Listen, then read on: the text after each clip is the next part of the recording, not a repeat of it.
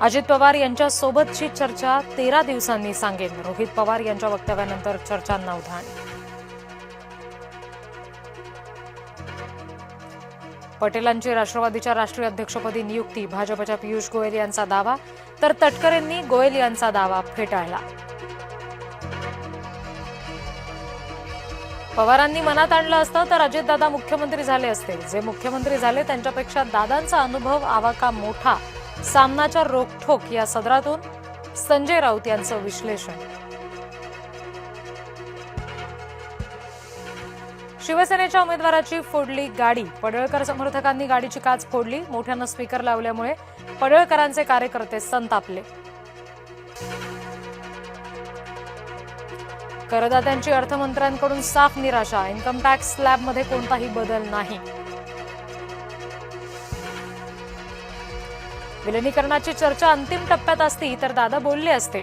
राष्ट्रवादीचे निर्णय हे राष्ट्रवादीच घेते, देवेंद्र फडणवीस यांनी केलं स्पष्ट.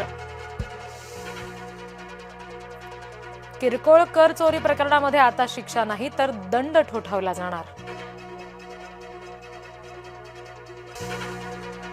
अर्थसंकल्पानंतर शेअर बाजारात हाहाकार. शेअर बाजारात मोठी घसरण.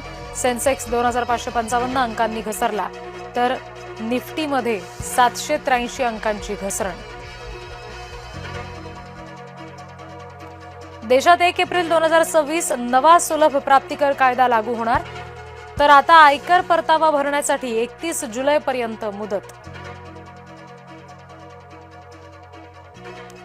नारळाचं उत्पादन वाढवण्यासाठी योजना. काजूच्या उत्पादनाला बळ देणार. भारताची चंदनाची परिसंस्था टिकवण्यासाठी योजना. नागपूर महापौर पदासाठी भाजपची नवी रणनीती. महापौर पदासाठी कुणबी चेहरा देण्याचा विचार. महापौर पदासाठी नीता ठाकरे यांचं नाव जवळपास निश्चित. देवेंद्र फडणवीसांचा झेडपी निवडणुकांचा प्रचार न करण्याचा निर्णय. अजित पवार यांच्या निधनामुळे घेतला निर्णय. येत्या 7 दिवसात फडणवीस 22 प्रचार सभा घेणार होते.